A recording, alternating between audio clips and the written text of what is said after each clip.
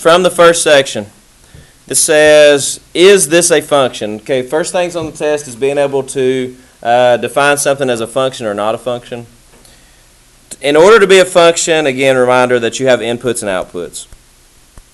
You have x's and y's. You put in x's, you get out y's. You put in r's, you get out s's. Okay, you have inputs, outputs. This is an input, this is an output. In order to be a function, each input is paired with one and only one output. If you put in a 2, you can't get out two different answers. So this will not be a function. Because when you put in a 2, you get out a 4 or a negative 4. Not a function.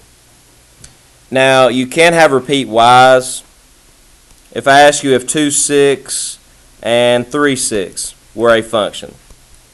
Put in a 2, you get a 6. That's the only thing you get out. Put in a 3, you get a 6. That's the only thing you get out. You're not worried about outputs when you're dealing with functions. So pretty much what you can do with a function is just look across here at all your inputs. If any of the inputs repeat, not a function. Okay, the second one, is this a function? There's two different ways you can do this. In order to be a function, put something in. If you get multiple outputs out, it's not going to be a function, so you got to be careful about what you put in here. You want to try like a number like 2. But the only issue is when you do plug in a 2, that gives you a 4. When you subtract it, you have y squared as negative 3. You can't do that. Okay, 2 is not in the domain is how you would say that. So we're going to have to use something different. So I'm actually going to try to put in a fraction. Let's try like a half. So you have 1/2 squared plus y squared equals 1. And by the way, this is the hard way of working this problem. 1/2 squared, that's 1/4. We've got to move it to the other side. I now have y squared equals 3/4. And I'm just testing random values. Explain to me when I get rid of a square. How do I do that on the other side? I know it's a square root, but not just square root, but what else? To get rid of a square, you come to the other side and you do the square root of 3/4 plus something else. Plus or minus. So when x is 1/2, y is positive root 3/4 or negative root 3/4. How many outputs is that? 2. So is this a function? No. You put in 1/2, you get out two different values. That's not a function. Now what was the easier way of doing that? What shape is this? Circle. Will a circle ever be a function? No. Another way of testing to see if something's a function, if you ever have a point on your graph above another point on your graph, it will not be a function. If it will not pass the vertical line test, meaning you can draw a vertical line anywhere and it hits 2 points, it's not a function. So that would have been the easier way of working that. Next problem says, what is the domain?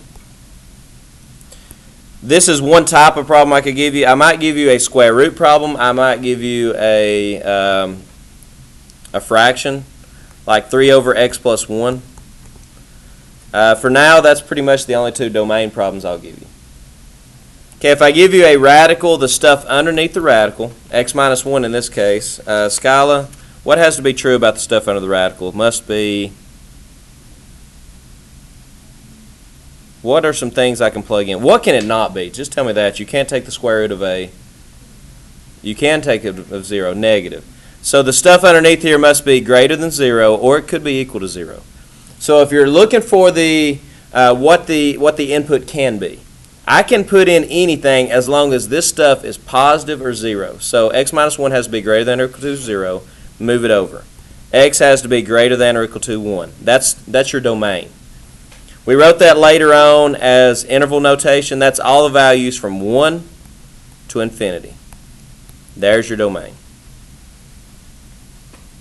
If I did happen to give you a rational expression, the stuff on the bottom there, x plus 1, tell me something about it, Henshaw. If you have a fraction, the stuff on the bottom cannot be what? You cannot divide by, no, you can divide by negatives, you can't divide by 0. A number divided by 0 cannot do. So x plus 1 here, set it equal to 0 just to see, okay, you get negative 1. X cannot be negative 1. And a negative 1 on the bottom, a negative 1 plugged in for x will give you a 0 on bottom. That is, So what is my domain here? It'd be all the numbers from negative infinity up to negative 1, not including negative 1, or all the numbers from negative 1 to infinity, again, not including negative 1. So there's your domain there. You could write it either way. Here's what x can't be, or you can write it as here's what x can be. What is f of 2? When you see it written like this is function notation, guys, that is simply your input. Input. So if you put in 2, you get a 9. So f of 2 is 9. Done. Next one's asking for the same thing, just backwards. What is your input if f of a is 1? It's pretty much saying this. If you put in a, you get 1. What is a? So if you put a in here, 2 times a, it's going to equal to f of a would be 1 divided by 2. A is 1/2. So when you input 1/2, you should get 1. So your answer there is the 1/2. And you might also have to find a difference quotient. The next problem is a difference quotient. I'll work it for you. You scroll down. You will have your formula on your note card. F of x plus h minus f of x all over h. Your difference quotient on tomorrow's test will be one of two things. I'll go ahead and tell you. It'll either be quadratic or linear. If it's linear, it's really easy. Difference quotient is an average rate of change. So if it's linear, look at this one. F of x equals 2x plus 1. Instead of working out all that, if I give you a linear one, does anybody know what the difference quotient here would be? It's an average rate of change. If you have a line, what is the average rate of change for this line? 2. Done. You don't have to plug it into all that formula and work it out. Okay, average rate of change or any rate of change on a line would be the slope. So if you're given a linear one tomorrow, just look at your slope. But this one, f of x plus h, let's do that part first. Means plug in x plus h, so x plus h squared plus 3, minus f of x, which was x squared plus 3, all over h. Square out your x plus h, gives you x squared plus 2xh plus h squared after you full it out, minus x squared, whoop, I forgot something. This is this, I forgot my plus 3. And then you have minus x squared minus 3. If you do it correctly, everything here should cancel. You're left with 2xh plus h squared. Divide each of those by h using distributive property gives you 2x plus h. There's your difference quotient. Another problem just like from section 1 says find the domain and range. The domain are the things that x can be. So here the stuff under the square root has to be greater than or equal to 0.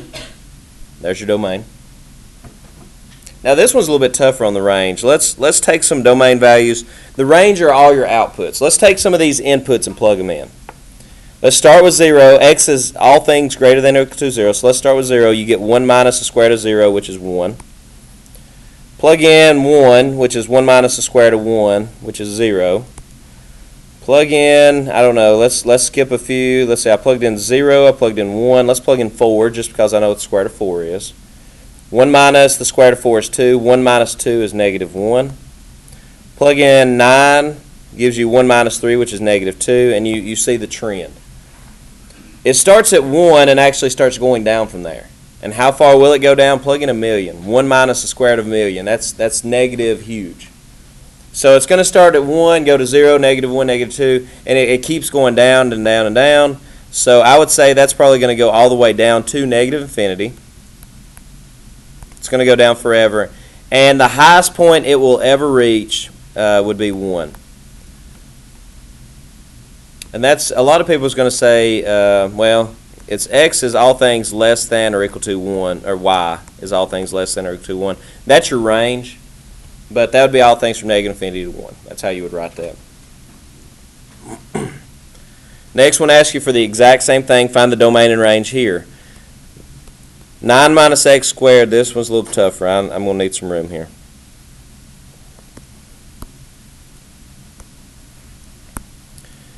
Find the domain and range of this. If you remember that this is a half circle, it makes it a little bit easier.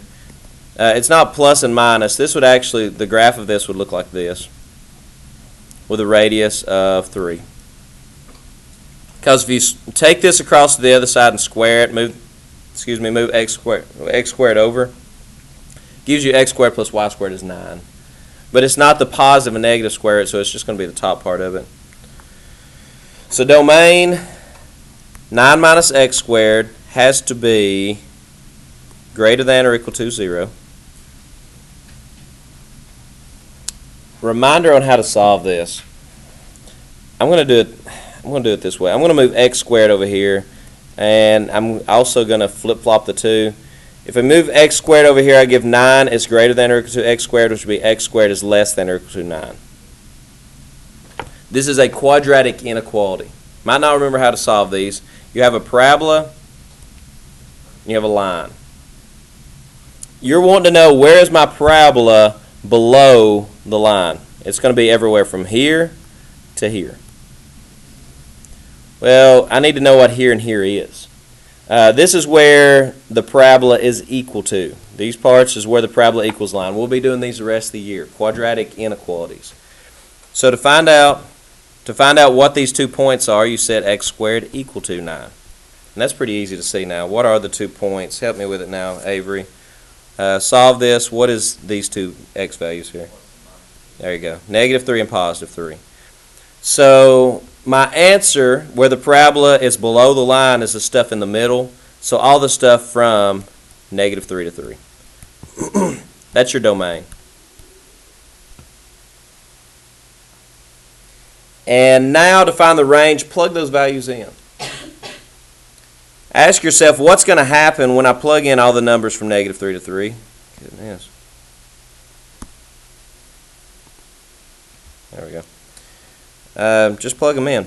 Plug in -3 gives you 9 minus 0. The square root of 0 is 0. Plug in -2 gives me 9 minus 4, which is the square root of 5. Plug in -1. Plug in, let's do 0 next. 9 minus 0, that's the square root of 9, which is 3. Plug in 1, that's the square root of 9 minus 1, which is the square root of 8. Let's go on to plug in 3. 9 minus 9 is 0, square root of 0 is 0. Notice what happens. When I plug in these values from -3 to 3, I go from 0, bigger, bigger, smaller, smaller. Why? Because remember I told you it was a half circle. So you're going to start, when you plug in -3, you're going to start at 0. You're going to go all the way up to 3, which is right in the middle. Then you're going to come back down to 0. So my range would be all the values from 0 up to 3. Range from 0 to 3. There's your domain and range. Also on tomorrow's test, if you'd like to, you've got access to graphing calculators. I don't care to let you borrow one. That might be easier just to graph that. Just type it into your graphing calculator and see what you're doing. See how far left and right it goes. See how far up and down it goes. That's all domain and range is. The next one I'm actually going to use the calculator on. On what interval is y equals x squared increasing? Where is y equals x squared increasing? So we turn our graphing calculator on, clear. Graph y equals, let's graph y equals x squared. We already know hopefully already know what it's going to look like. Okay, that's a parent function. I'm hoping you've seen those parent functions so often, you know exactly what it's going to look like before I even graph it. So where is it increasing? We read these things from left to right. It's decreasing as we go, and then at this point it's stagnant, and then it starts increasing. So this thing is increasing from here on. Don't do this. Don't say that, don't look at y values. Okay, when you're talking about increasing or decreasing, you're reading this thing from left to right. You're reading your x's. So it looks like it starts increasing at 0, and it's going to increase forever, and we know it is because it's a parabola. So it's increasing from 0 to infinity. Where is the absolute value of x minus 3 decreasing?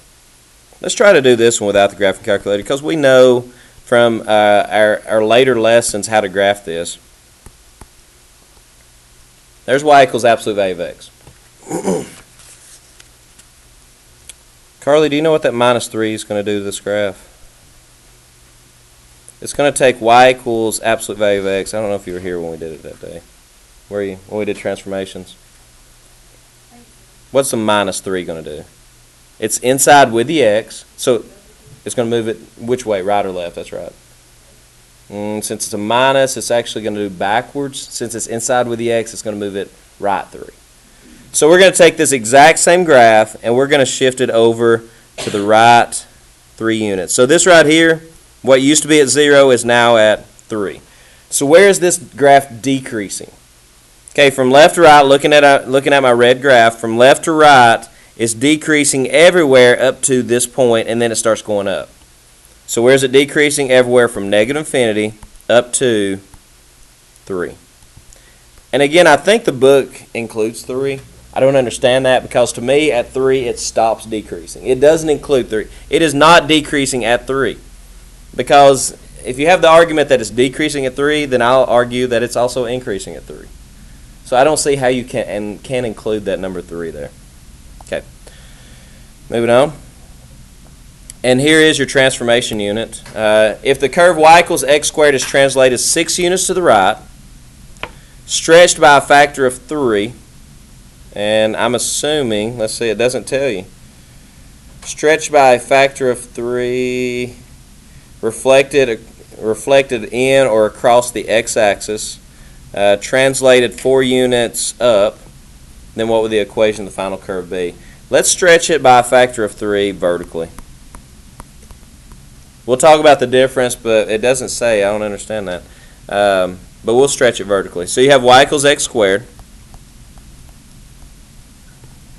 6 units to the right. Colby, you know how do you do 6 units to the right? Yeah, x minus 6 squared. Make sure if you're going to do 6 units to the right that it's inside with the x, if you're going to move it right or left. So we're inside there. So we went from x squared, we translated 6 units to the right. Let's stretch it vertically by a factor of 3. Now horizontally would be inside here, if you want to stretch it horizontally, but we're going to stretch it vertically, so we're going to put our 3 out front. So we are now at y equals 3 times parentheses x minus 6 squared. Everybody good with that so far? Okay, reflected in the x-axis. That word in simply means across. Reflected across the x-axis. So that means reflecting it, this is my x-axis, reflecting it up and down. That's confusing. If you're not careful reflecting it in the x-axis, you're going to put your negative inside here. But you're actually reflecting it vertically. You're reflecting it up and down if you're reflected across the x-axis. So since you're not flipping it left, right, nothing happens to the x. The negative is going to be on the outside. So I now have y equals negative 3 x minus 6 squared, because negatives flip. Then my very last step, Allie, how am I going to move it up 4? Do I put my plus 4 inside with the x or outside if it's up 4? Outside. So we now have negative 3 x minus 6 squared, and then a plus 4 on the outside.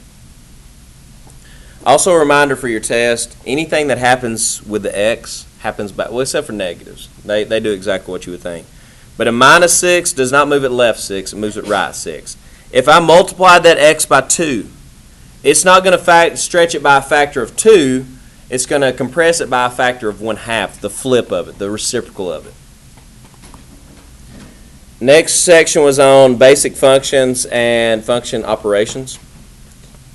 F of x is x squared, g of x is x minus 2. Find and simplify each. If I ask you to find f plus g, take this plus this, done.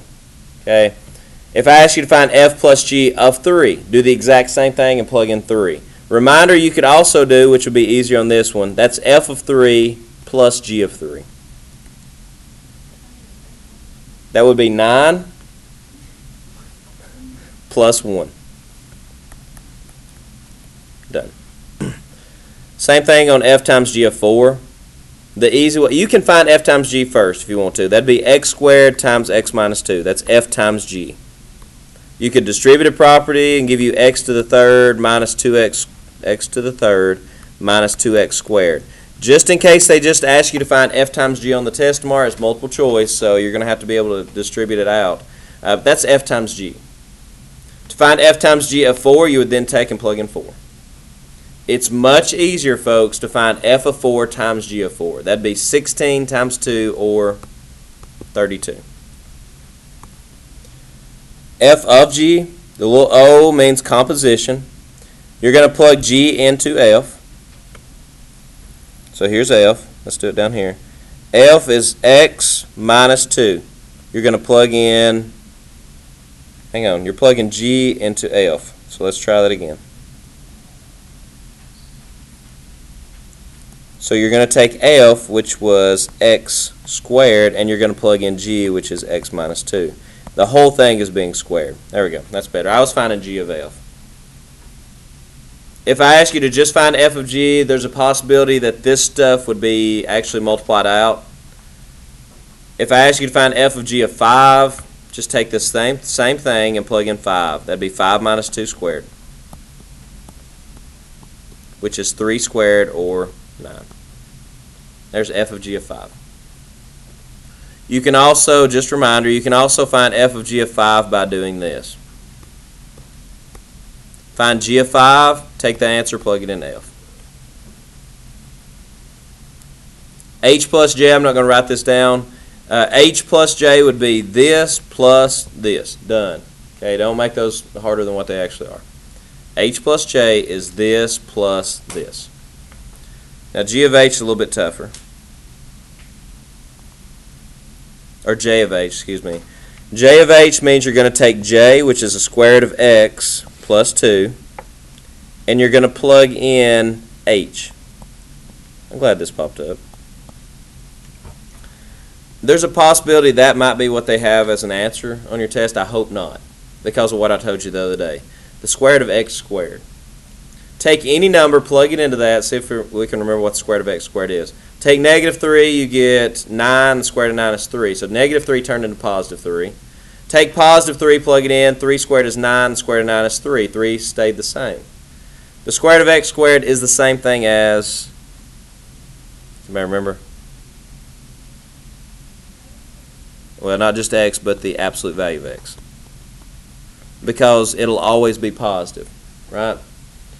Plug in negative 3, it turns it into positive 3 because it squares it to make it positive and then square roots it to leave it positive. Okay?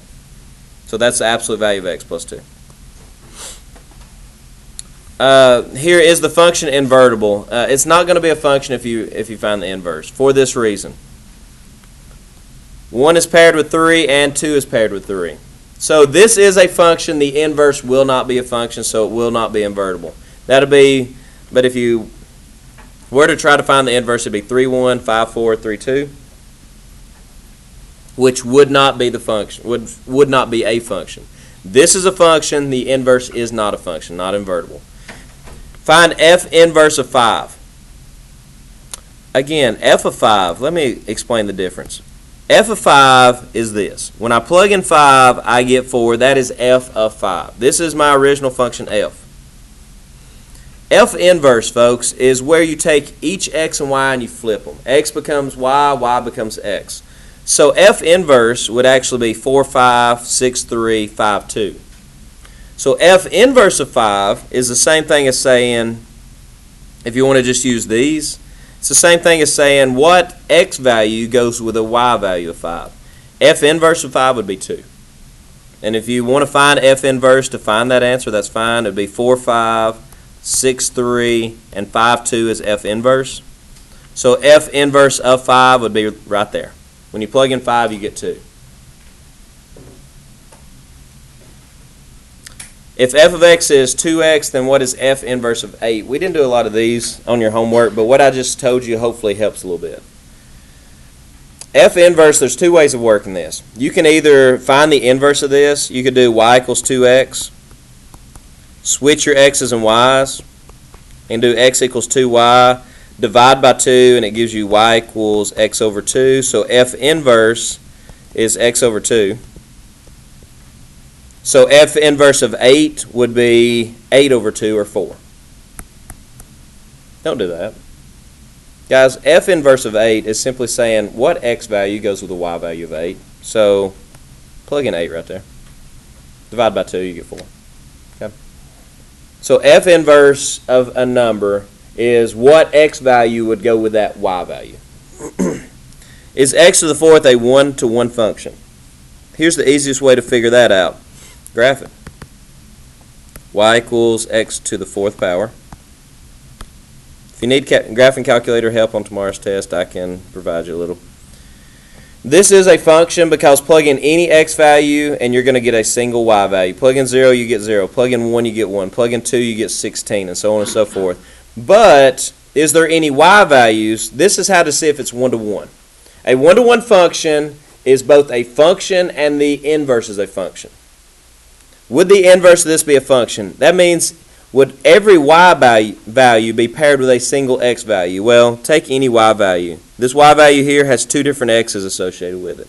This y value has two different x's associated with it. The inverse of this is not a function. This is a function, but its inverse would not be a function.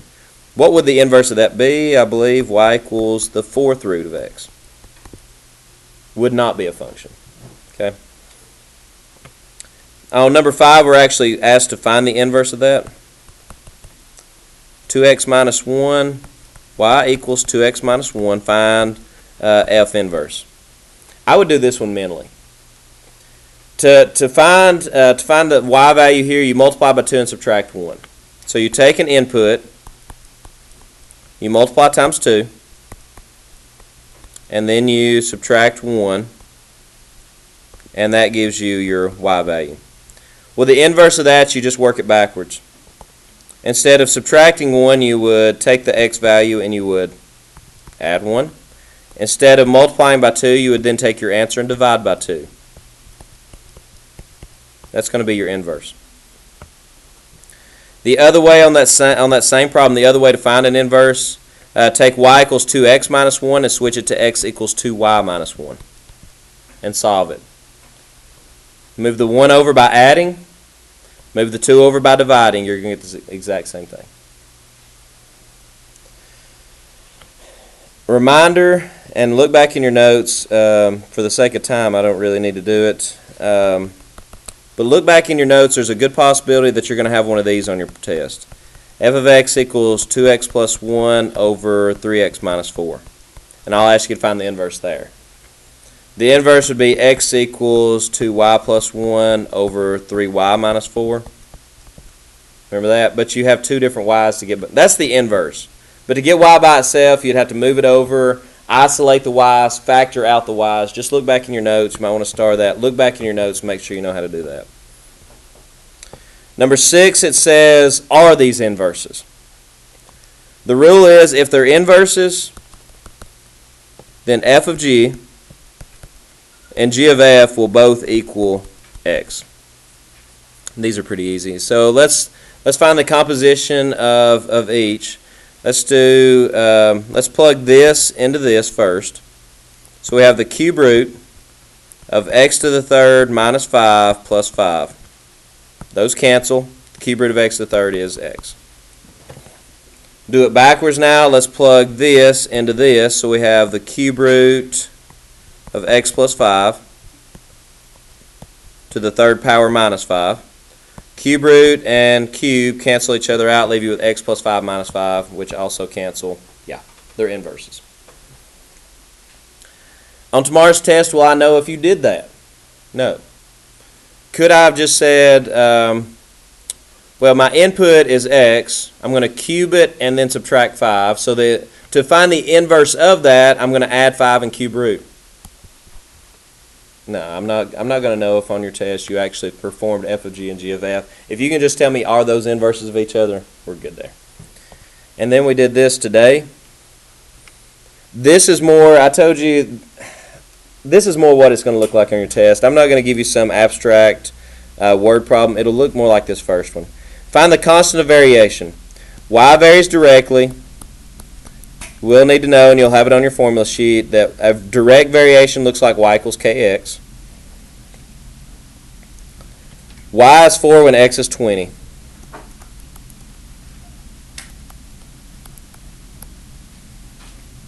Plug that in, and all I ask you to do is find the constant of variation, your k, divide by 20, Your constant variation is 1/5 or 0.2 when you actually divide that. A varies inversely as B. Whoop, that's not an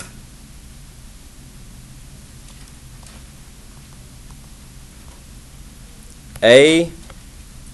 Try again. A varies inversely as B.